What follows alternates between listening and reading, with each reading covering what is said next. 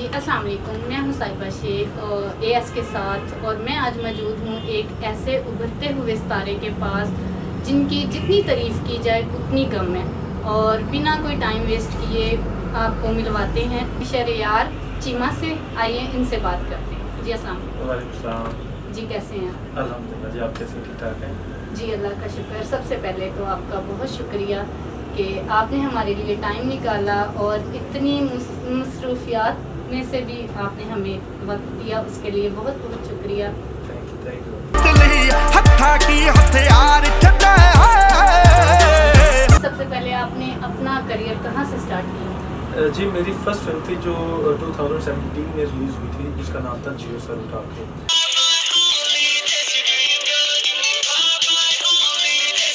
उसके डायरेक्टर थे नदीम चीमा, जो कि मेरे अंकल भी हैं। सर लगता है हमारी शहादत का वक्त आ गया है, लेकिन हमें कोई डर नहीं, कोई फिक्र नहीं। उनका भी ये डेब्यू था और मेरा भी फर्स्ट डेब्यू था। ये उनका डायरेक्शन में था और मेरा एज ए एक्टर था। वर्दी पूरे पाकिस्तान दी अमन दी अलामत आ, एनू तुहाडे वर्गे गद्दार ते तंत नहीं होना। और मेरे लिए सबसे बड़ी अपॉर्चुनिटी और मेरे लिए सबसे बड़ी बात ये थी कि उसमें मेरे फादर मेरे सामने थे और मैं उसमें लीड रोल प्ले कर रहा था। तो बड़ा स्वादी मुजरा चल रहा है। बस वो मेरा एक बहुत अच्छा, लोगों ने उसको बड़ा पसंद किया उस फिल्म को। और उसके बाद फिर आगे भी मेरे प्रोजेक्ट्स चल रहे हैं, जिस तरह अभी रिसेंटली ईद उल फितर में मेरी फिल्म रिलीज़ हुई लाहौर कलंदर, जिसमें मेरे साथ साइमा जी थी, इरफान कौसर साहब थे, मेरे फादर थे, और भी अच्छी कास्ट थी जो कि बॉक्स ऑफिस उसकी कीमत 25,000 फेरे से ज्यादा नहीं। फिल्म पे बहुत अच्छी हुई। बाकी मेरा यही जर्नी थी मेरी। और काफ़ी मतलब देखें, एक चीज़ कहते हैं लोग कि यार एक्टर के बेटों को मेहनत नहीं करनी पड़ती, लेकिन उनको ज़्यादा करनी पड़ती है लेगेसी को आगे बढ़ाने के लिए। तो इंशाल्लाह एक मैं मेहनत कर रहा हूँ। इंशाल्लाह लोगों को अगर मैं पसंद आया तो उनकी मेहरबानी है।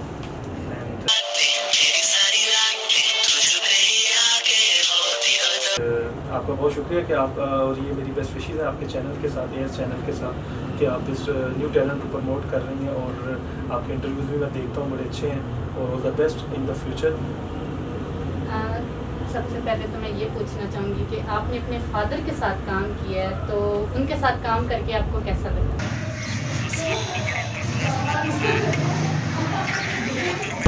जी मैंने पहले भी आपको इस चीज़ का जवाब दिया था, जो आपके दूसरे एंकर हैं, कि मैं सबके साथ काम कर सकता हूँ। मतलब मुझे इतनी हेजिटेशन या इतना मुझे नहीं होगा। लेकिन जो मैं जब अपने फादर के सामने काम करता हूँ तो तब मैं थोड़ा सा उनके सामने कंफ्यूज होता हूँ, क्योंकि वो घर में वो मेरे साथ बाप हैं और शूट के ऊपर वो मेरे सामने एज अ एक्टर हैं।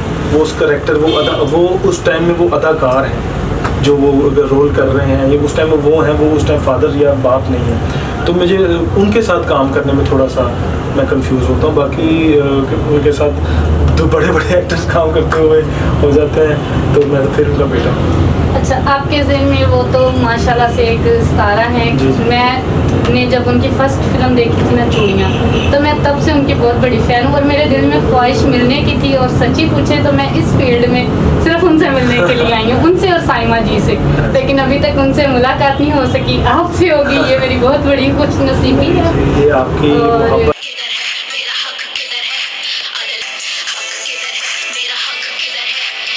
है, आपकी रिस्पेक्ट है उनके लिए।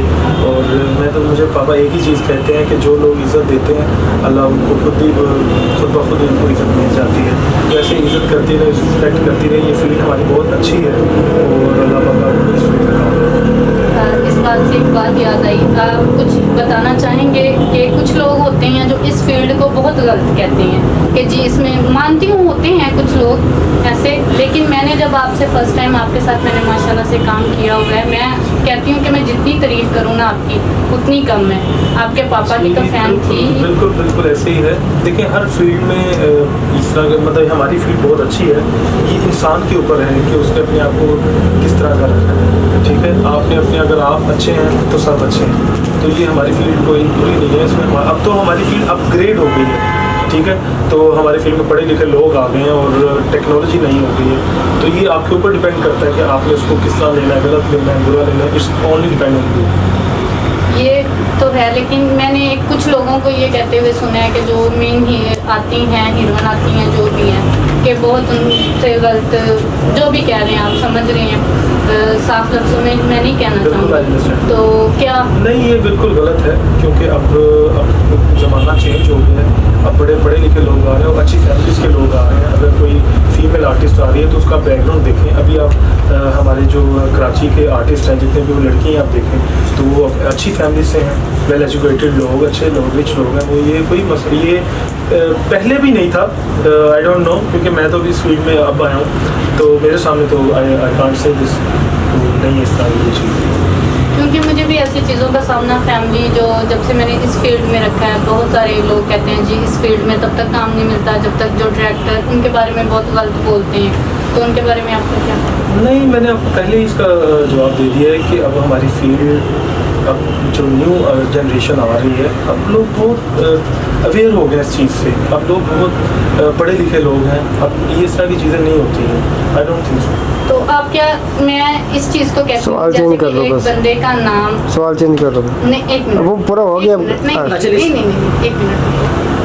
मैं ये कहना चाहती हूँ कि ये जो लोग अक्सर कहते हैं, मानती हूँ, लेकिन जिनका नाम है वो लोग नहीं इस तरह का काम करते, क्योंकि उन्हें पता है, जैसे आपका नाम है, पापा का नाम है, उनको पता है अगर हमारे बारे में किसी ने भी कुछ उल्टा सीधा कहा तो बहुत बदनामी होगी।